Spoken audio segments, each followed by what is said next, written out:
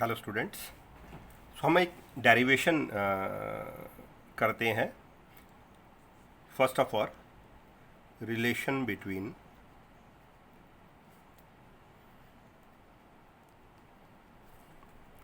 Degree of dissociation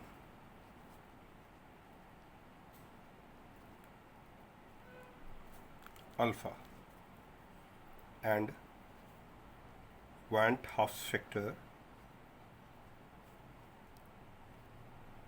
I। तो ये derivation करते हैं पहले। Relation between degree of dissociation alpha and van't Hoff factor I. Okay, no I, सबसे पहले मैं इसका फॉर्मूला लिखता हूँ। Van't Hoff factor I equals to observed colligative property upon normal colligative property is equal to normal molecular mass upon observed molecular mass and is equal to number of particles inside solution divided by number of particles outside solution. ये जो मैंने third formula लिखा, आप इसकी जगह ये भी लिख सकते हैं, number of particles after association और डिसोसिएशन। बेटा डिसोसिएशन या एसोसिएशन तो सॉल्यूशन के अंदर ही होएगी, तो मैंने शॉर्ट में लिख दिया number of particle inside solution after association और dissociation and number of particles outside solution before dissociation and association. Solution से बाहर तो एसोसिएशन डिसोसिएशन कुछ नहीं होती, वो तो नॉर्मल बिहेवियर होता है। ठीक है, तो फैक्टर आई आ गया। एक वर्ड है डिग्री ऑफ डिसोसिएशन, इसकी भी मैं बात करता हूं पहले। है what is degree of dissociation?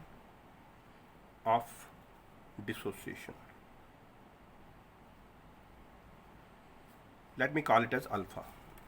इसको हम डिफाइन करते हैं the amount dissociated out of 1 mole substance। if you have got 1 mole substance, है ना, 1 mole, है ना, जैसे मान लो ये पेन 1 है ना, अगर मैं इसको सेंटर से काट दूं तो बेटा ये हो गया 1/2, है ना।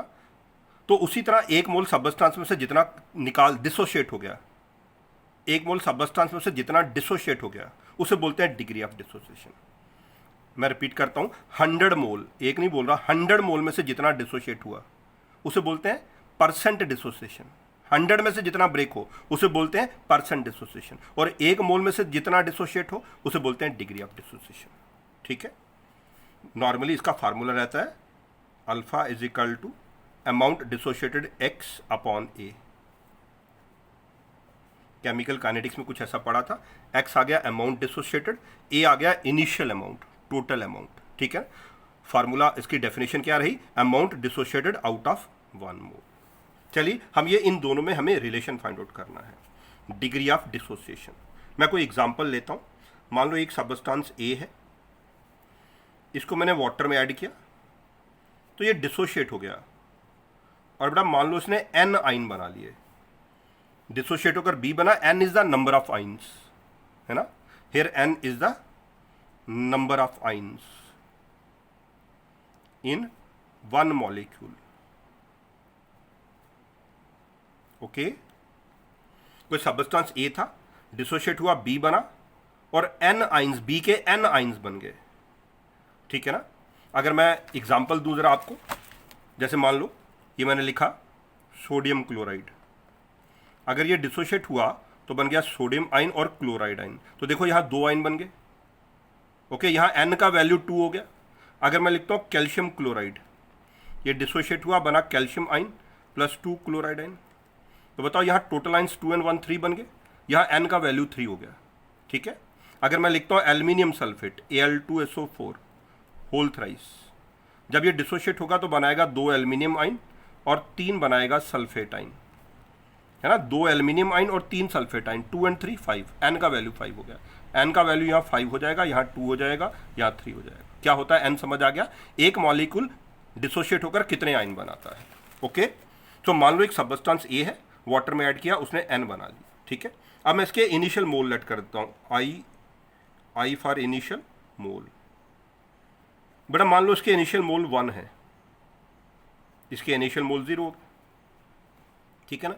And let alpha is the degree of dissociation. मान लेते हैं इस प्रोसेस में जब आपने ए को वाटर में ऐड किया, alpha is the degree of dissociation. क्या होता है degree of dissociation? Amount dissociated out of 1 मोल। है कितना हमारे पास? 1 मोल।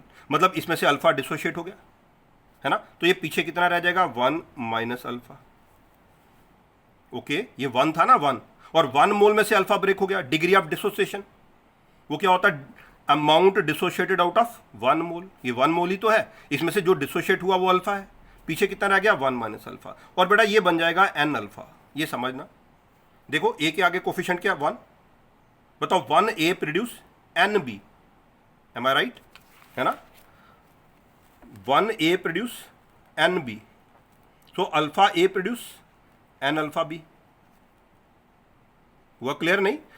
अगर ये 1 है तो ये एन प्रोड्यूस होता है, अगर ये अल्फा है तो ये एन अल्फा प्रोड्यूस हो जाएगा। ओके, सो अगर ये 1 ब्रेक होगा, इसके आगे 1 देखो ना, 1 है तो ये एन बनेगा, और ये ब्रेक कितना हो रहा है? डिसोशिएट कितना हो रहा है? अल्फा। अगर ये अल्फा डिसोशिएट होगा तो ये एन अल्फा बन जाएगा। ओके, तो ये आगे इसके फाइनल मोल्स या फाइनल पार्टिकल्स। अब बेटा टोटल दोनों के मिला के टोटल पार्टिकल्स देख लेते हैं। Yes, total final particles. आप कह सकते हैं टोटल फाइनल पार्टिकल्स या total moles is equal to 1 minus alpha plus n alpha. 1 minus alpha, 1 minus alpha plus n alpha, ये कितना आ जाएगा? 1। इन दोनों में से मैं अल्फा कॉमन ले लेता हूँ, एन माइनस 1। ओके, सो 1 तो ये वाला आ गया, इन दोनों में से अल्फा कॉमन लिया, एन माइनस 1। ओके, अब ये वैल्यू मैं यहाँ पुट अप करूंगा। Van't Hoff factors I is equal to, बोलो number of particle inside solution. Number of particle ये आ गया total final particle, number of particle inside solution, that is 1 plus alpha into N minus 1 divide by number of particle outside solution. बेटा outside solution there 1 mole divided by 1। शुरू में तो आपने ए को 1 मोल लिया, बी तो था ही नहीं ना, है ना। और जब सोल्यूशन के अंदर डिसोशिएट हो गई, number of particle inside solution आएगा 1 minus alpha plus n alpha, 1 minus alpha plus n, यही आ गया। अब इसको क्रॉस मल्टीप्लाई करते हैं, so that comes to be equals to i equals to 1 minus alpha into N minus 1। Okay, फिर इसको 1 को इस तरफ ले आते हैं, alpha into N minus 1 is equal to i minus 1, and finally alpha is equal to i minus 1 upon n minus 1। बड़ा ये रिलेशन आ जाएगा अल्फा और वांट ऑफ फैक्टर में, alpha is equal to i minus 1 upon n minus 1। एक बार बोल दो, what is alpha? Degree of dissociation. What is i? Van't Hoff factor, minus 1 upon n. N क्या है यहाँ पे? Number of ions in 1 molecule. N is number of ions in 1 molecule. Okay, n is the number of ions in 1 molecule. बेटा इसको आप चाहें तो 1 minus i upon 1 minus n भी लिख सकते हैं। ये भी समझ आ गया आपको? ऊपर नीचे अगर मैं माइनस से मल्टीप्लाई कर दूं, इसको माइनस से मल्टीप्लाई किया तो 1 minus i and 1 minus n. और बड़ा याद रखिए, अल्फा को अगर आप 100 से मल्टीप्लाई करें, ये बनता है परसेंट डिसोसिएशन, परसेंट डिसोसिएशन। तो एक इंपॉर्टेंट फार्मूला मैंने लिख दिया जो आपको याद रखना, alpha is equal to i minus 1 upon n minus 1। अब इसी तरह सेकेंड रिलेशन हम ड्राइव करते हैं, relation between degree of association. बेटा अब मैं इसको ना बीटा मार्क कर लेता हूं, degree of association, and want Hoff factor I. अब बेटा आई और बीटा में, बीटा है डिग्री ऑफ एसोसिएशन, ठीक है। अगेन अब मैं कोई एग्जांपल लेता हूं, जैसे मान लो एक सब्सटेंस ए है और इसके एन मॉलिक्यूल एसोसिएट कर जाते हैं और बनाता है ए होल एन। रिएक्शन को अंडरस्टैंड करना है ना। मैं कहीं रफ में एक बार लिखता हूं, देखो ये एसिटिक एसिड है, इसके 2 मॉलिक्यूल एसोसिएट कर जाते हैं और डाइमर बनाते हैं।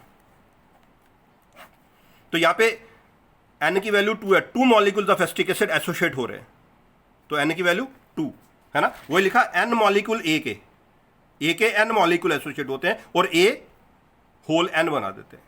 कुछ आया समझ आपको? चलिए मैं कोई और लगाता हूं, जैसे 4 टाइम्स S2 है, ये कंबाइन करके S8 बना लेता है।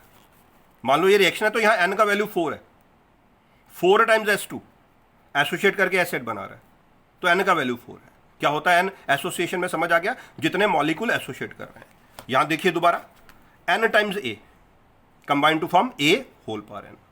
ठीक है, मान लो ये जो ए है इसके इनिशियल मोल 1 है, यहां लिखता हूं 1 मोल, और ये 0 है, ये आगे इसके इनिशियल मोल। ओके, शुरू में तो ये है ही नहीं, आउटसाइड सोल्यूशन 1 मोल है, फिर आपने इसको सॉल्वेंट में ऐड करेंगे किसी में आप, फिर ये एसोसिएट कर जाएगा। मान लो इसका beta is the degree of association.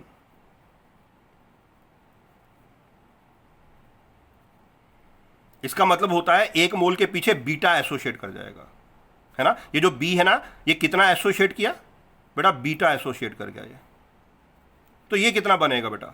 अगर ये बीटा एसोसिएट करेगा तो ये कितना बनेगा? ये तो सोचना आपको, है ना। मैं यहां करने की कोशिश करता हूं। बताओ एन के आगे, ए के आगे क्या है? एन। अगर ये एन एसोसिएट करता है तो ये 1 बनता है, अगर ये एन एसोसिएट करता है तो ये 1 बनता है, राइट। अगर ये 1 एसोसिएट करेगा तो 1/n बनेगा, और अगर ये बीटा एसोसिएट करेगा तो बीटा/n बन जाएगा।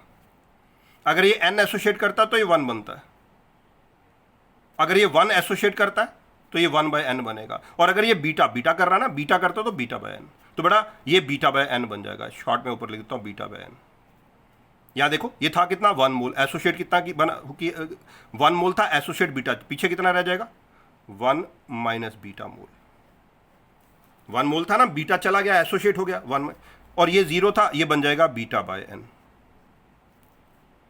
ये आगे इनकी फाइनल कंसंट्रेशन, इसकी फाइनल कंसंट्रेशन 1 माइनस बीटा, इसकी फाइनल कंसंट्रेशन बीटा/n। अब बेटा दोनों के टोटल पार्टिकल लिखता हूं, total number of particles inside solution, that comes to be this plus this 1 minus beta plus beta/n, 1 minus beta plus beta/n। अब इसमें से अगर मैं ऐसे लिखूं 1 प्लस बीटा कॉमन ले लूं, यह आएगा 1/n माइनस 1, 1 बाहर आ गया, इन दोनों में से बीटा कॉमन लिया। अब ये पॉजिटिव टर्म मैंने आगे कर दी, 1/n माइनस 1। लास्ट में फार्मूला यूज करूंगा, I is equal to number of particles inside solution divided by number of particles outside solution. Okay, so I equals to total number of particle inside solution is 1 plus beta 1/n minus 1, है ना। 1 plus beta bracket में 1/n minus 1 whole divided by 1, outside solution is 1। तो अगर आप इसको cross multiply करें तो आएगा I equals to 1 plus beta 1/n minus 1। Okay, और 1 को इस तरफ ले आता हूँ, बीटा ब्रैकेट में 1/n minus 1 is equal to I minus 1, और लास्ट में इस रेशियो को इस तरफ ले आता हूँ, beta is equal to I minus 1 upon 1/n minus 1। ये फार्मूला आ जाएगा बीटा और I में। देखो दोनों फार्मूला में डिफरेंस देखो, यहाँ पे क्या है? अल्फा, यहाँ बीटा, ये डिसोसिएशन, ये एसोसिएशन, ऊपर I माइनस 1 या BI, नीचे ये n माइनस 1 है, ये 1/n माइनस 1 है, बस ये एसोसिएशन में, है ना। Beta is degree of association, I is want Hoff factor. क्या आपको याद है एसोसिएशन में I का वैल्यू लेस देन 1 होता है ना। 1/n, यहाँ n क्या है? Here n is number of molecules associating, ठीक है। और फाइनली अगर मैं बीटा को 100 से मल्टीप्लाई करूं, इसे मैं बोलूंगा परसेंट एसोसिएशन। कई बार न्यूमेरिकल्स में परसेंटेज एसोसिएशन, या तो डिग्री ऑफ एसोसिएशन पूछा होता है या परसेंटेज एसोसिएशन बड़ा होता है। डिग्री ऑफ एसोसिएशन बीटा है और इसको 100 से मल्टीप्लाई करें तो परसेंटेज एसोसिएशन होता है। तो ये दो इंपॉर्टेंट फार्मूला आपको याद रखने हैं। एक आ गया alpha is equal to I minus 1/n minus 1, उसी तरह beta is equal to I minus 1/1/n minus 1। ठीक है, प्लीज, थैंक यू।